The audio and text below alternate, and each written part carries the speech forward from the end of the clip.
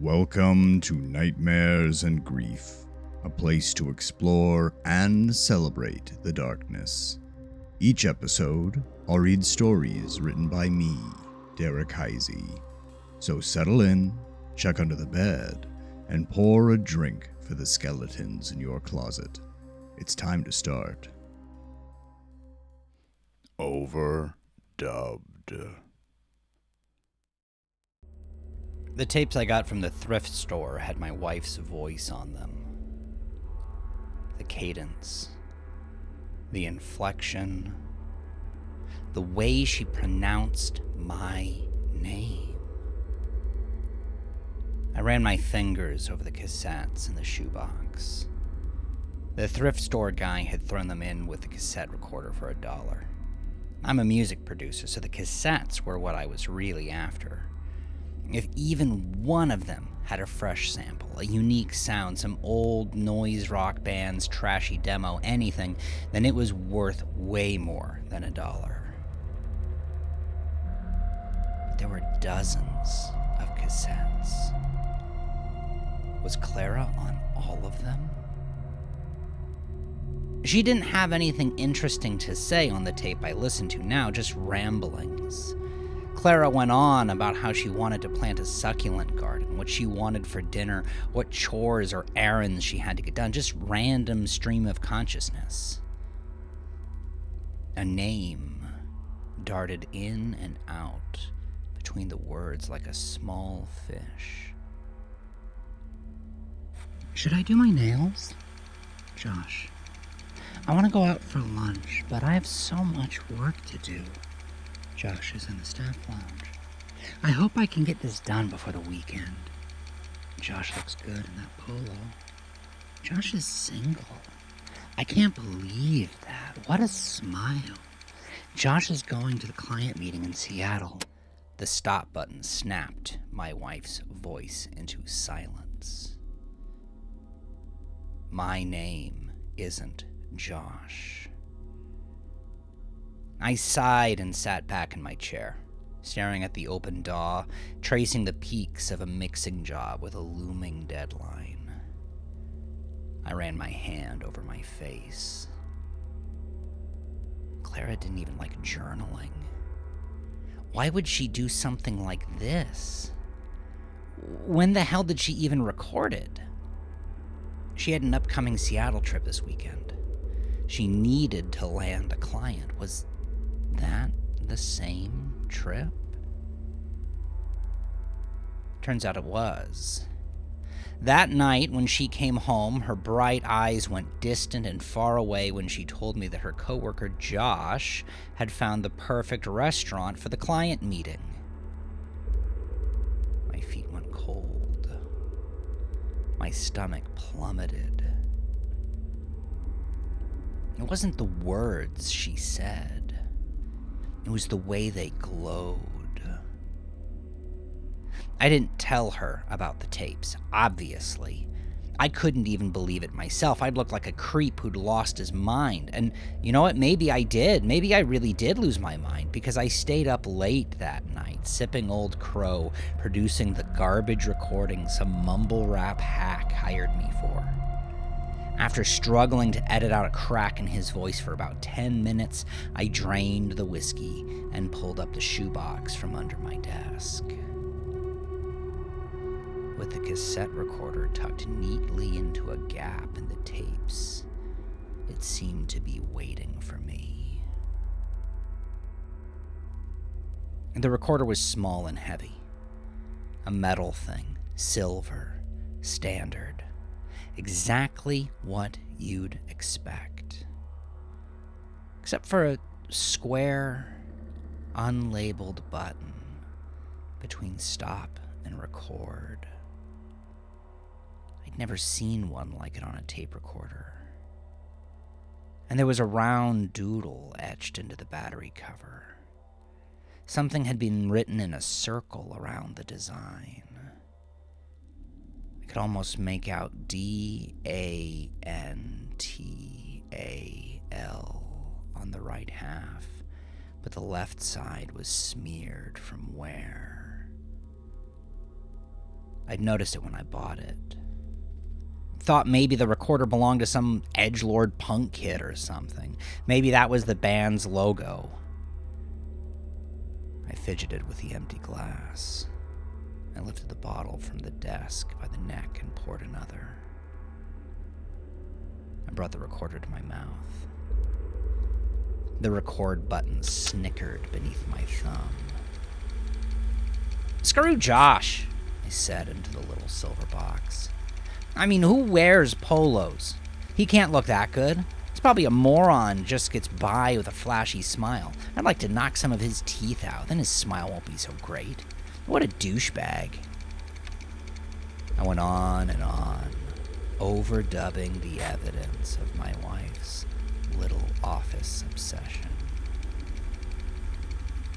I don't know.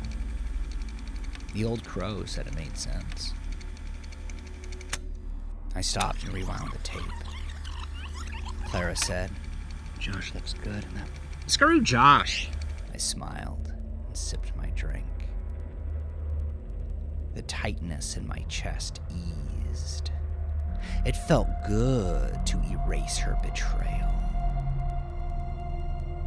Still, how would I deal with it? Would I deal with it? Could I? My thumb brushed against the unlabeled button on its way to the strange etching on the battery cover.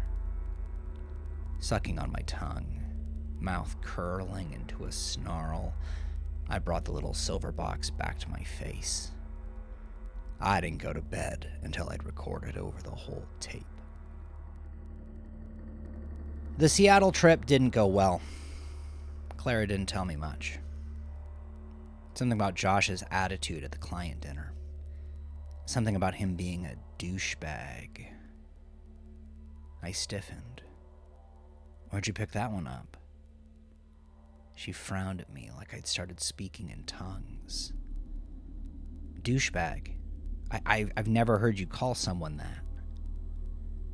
She shook her head and returned her attention to unpacking the suitcase. "I don't know, it just popped into my head." My pulse quickened. "Did anything happen?" "Like what?"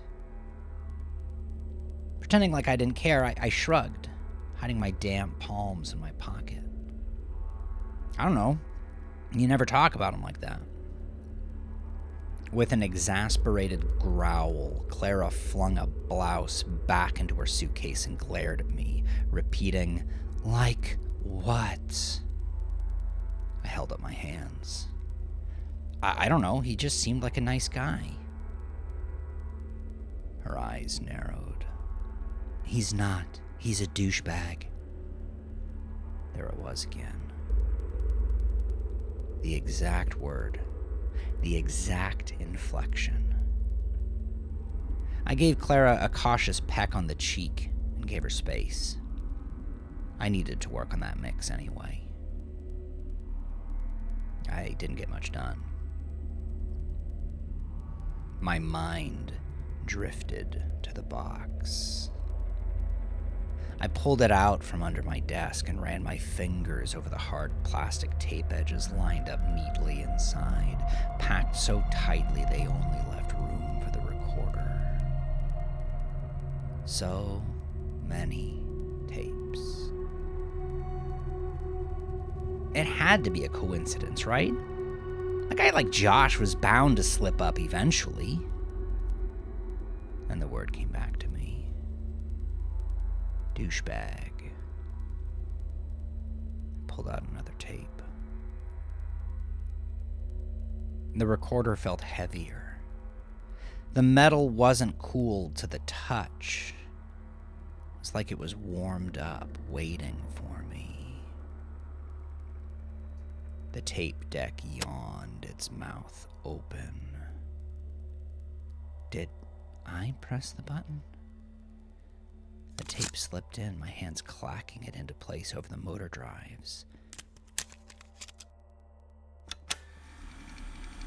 Then her voice. "I screwed up the deal. I should have pretended like nothing happened and just closed the stupid deal. I'm never going to live this down. I frowned and shook my head. It's not your fault, Clara, I muttered.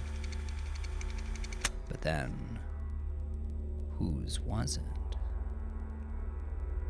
What had happened in Seattle? Images flashed through my mind. Clara running hands underneath Josh's polo, coming home early and catching Dad with the neighbor, broken things. With a sigh, I dug my knuckles into my jaw.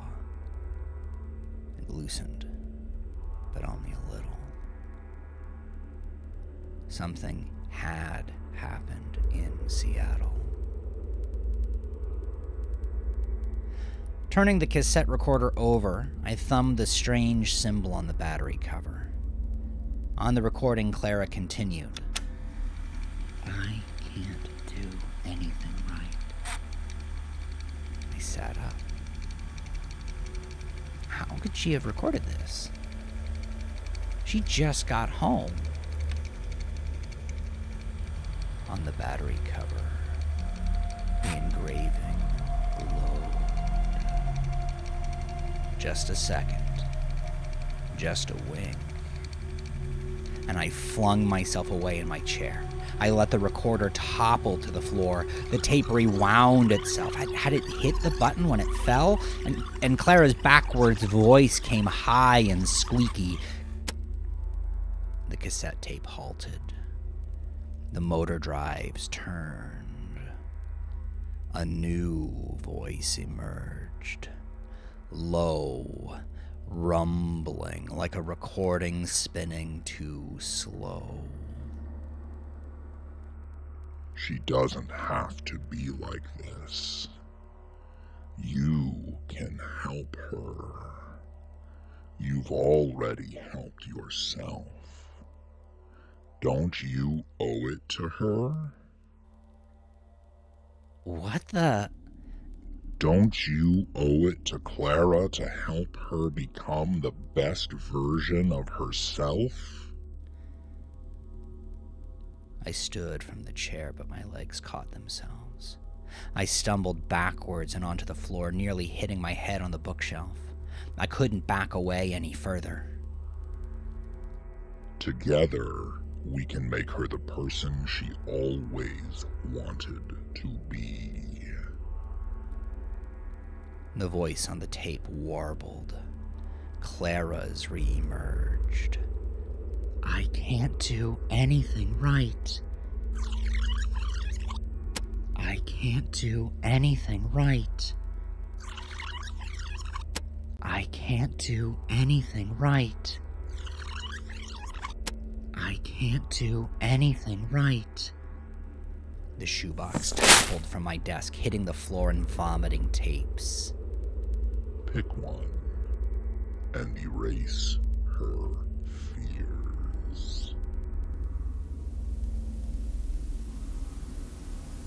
I opened my mouth as I released my breath. The recorder hissed a static drone. It was waiting. Whatever it was. Spilled on the ground, the tape seemed to be waiting too. I shifted my gaze to the recorder as if asking permission. Go on. She needs you. On my hands and knees, I approached. My mouth and throat were so dry I thought they'd split like parched desert earth. With a quaking hand, I picked up a tape. I picked up the recorder. I hit record.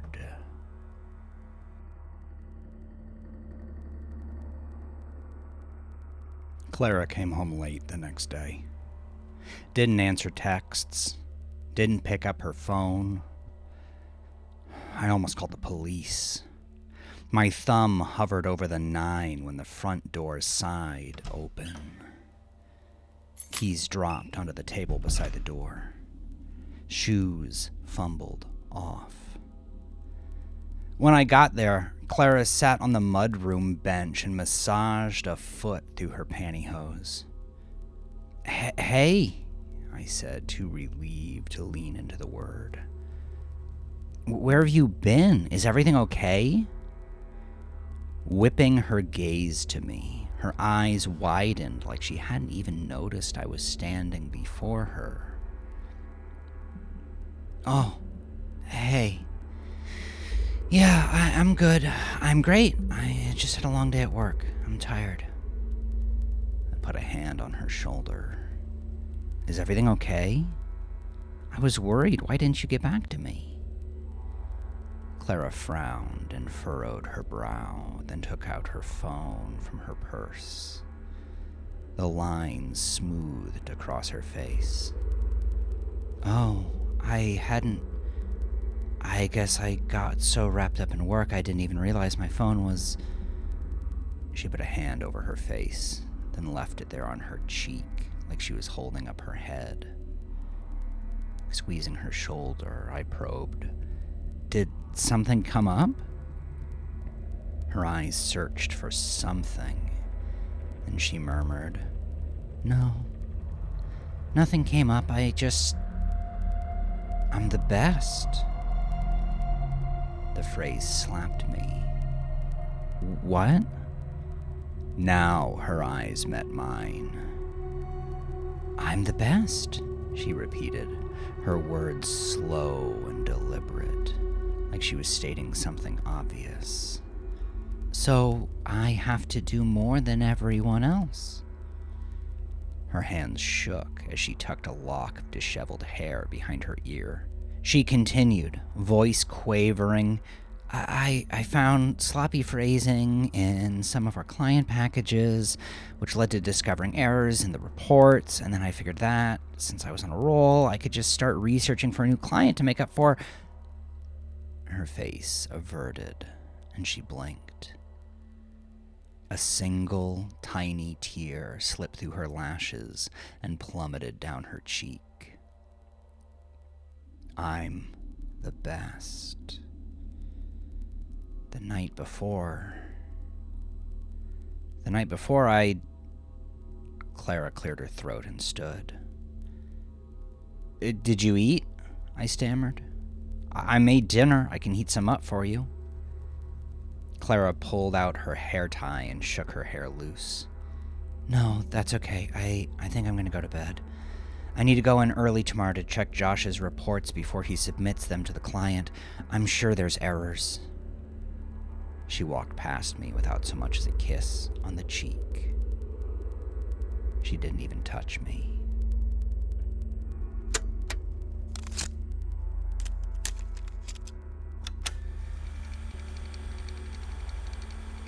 I didn't even check what I was recording over. I just needed to fix this. Maybe I was just imagining things, but more letters were visible on the sigil on the back of the recorder now. DANTALI.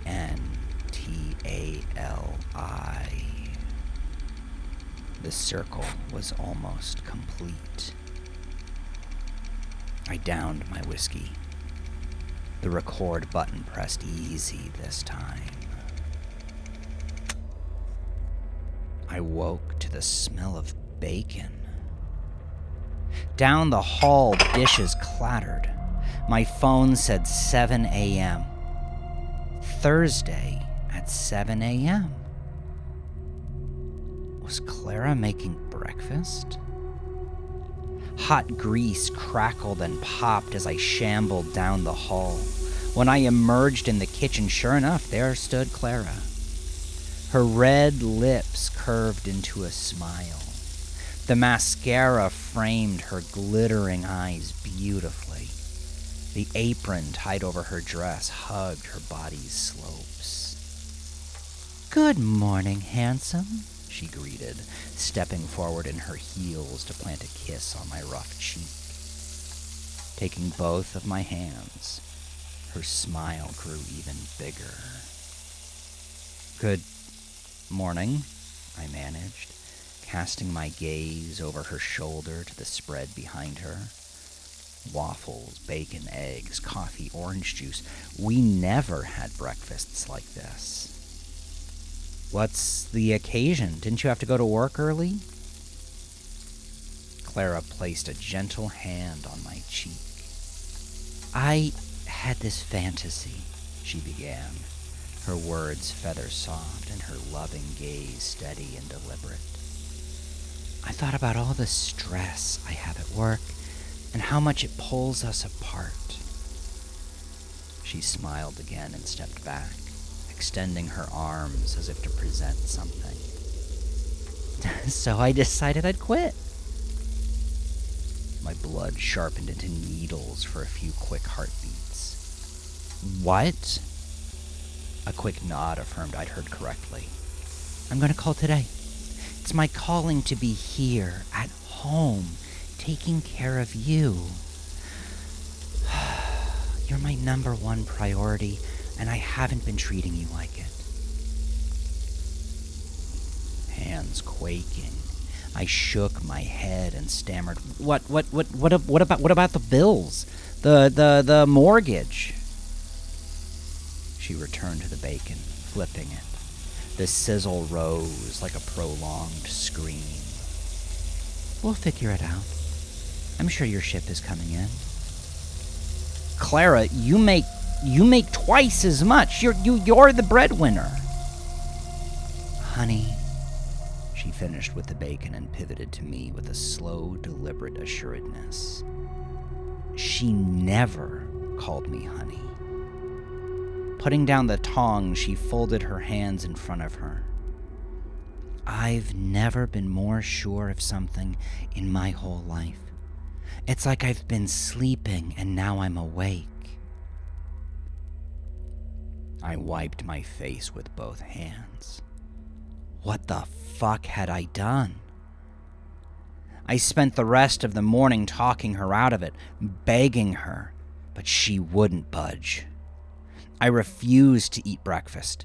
Nausea made the room spin. At my rejection, Clara covered her mouth with a dainty hand and averted her gaze, but her running mascara betrayed the tears. Excusing herself, Clara hurried out of the room. Down the hall, the bedroom door clicked shut. I heaved a sigh and leaned against the counter, staring into the random speckles in the granite. Something vibrated next to the stove. Clara's phone. I snatched it up, unlocked it with my birthday, and dug in her messages. With a sigh, I rubbed my forehead and slipped it into my pocket. She hadn't done anything drastic yet. I'd keep the phone, I decided, until I fixed this. I could fix this. I stormed into my studio, ignoring the sobs pressing through the bedroom door. I yanked out the box, pulled a random tape, and inserted it into the recorder. I didn't care what I was recording over, I just had to fix this. I love my career. I'm an ambitious woman who succeeds at work. Against my palm, the battery cover grew warm. I kept going. It grew hot. I wasn't done yet. What are you doing? The words shocked me, but it was the recorder's scalding heat that made me drop it. It bounced to Clara's feet, battery cover up. The letters were clear now, even from this distance. DANTALIO.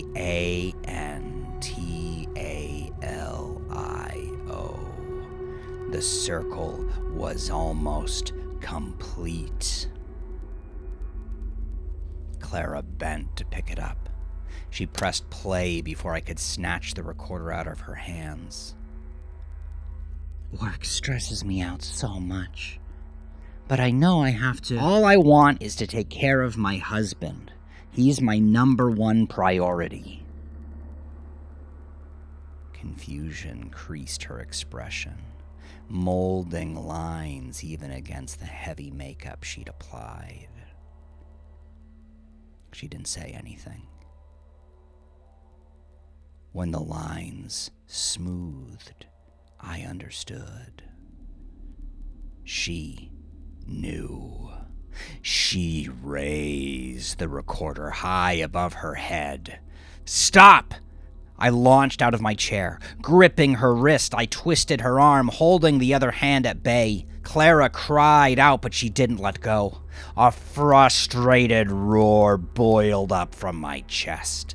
I clutched the recorder and pushed her. In her heels, Clara stumbled backward. She lost her balance.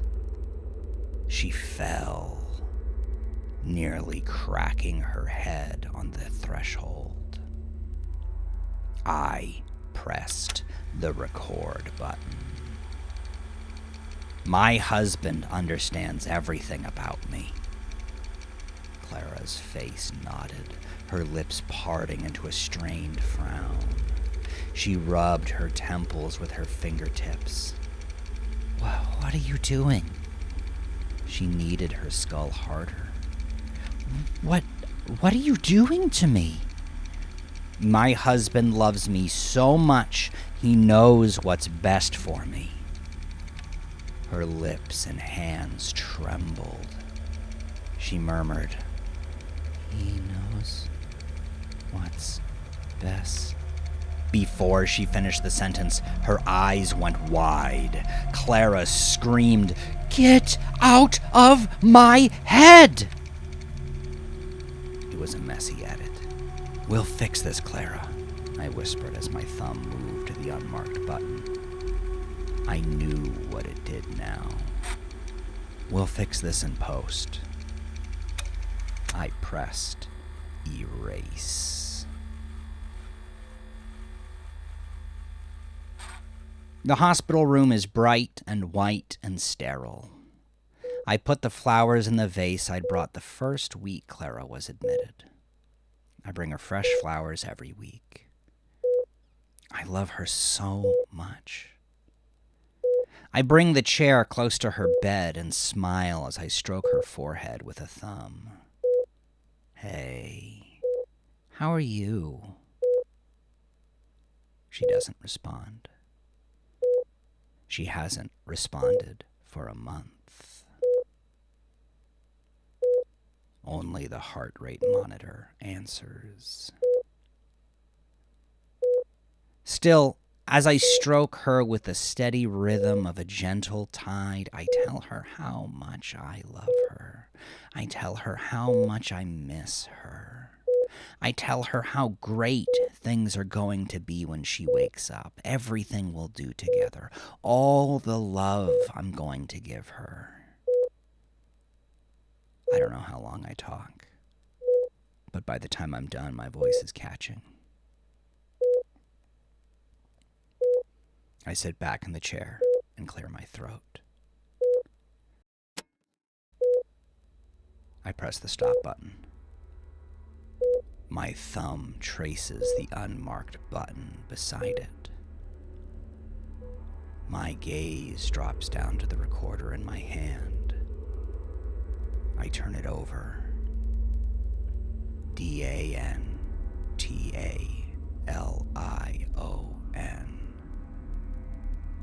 The circle is complete.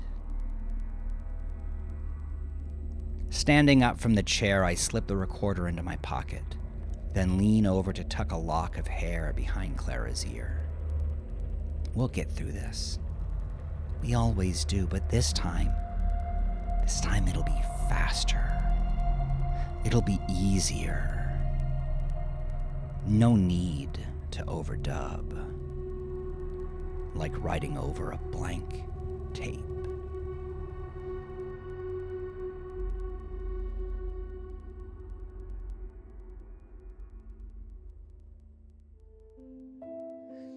Thank you for sharing my nightmares and helping me carry the grief. If you enjoyed the show, please share your favorite nightmare with a friend or family member Don't forget to subscribe and let me know what you think in the comments below. You can also support my work by joining my Patreon. You'll get early access to episodes and exclusive insights into each story. You can also buy my books on Amazon. Thank you again for sharing this time with me.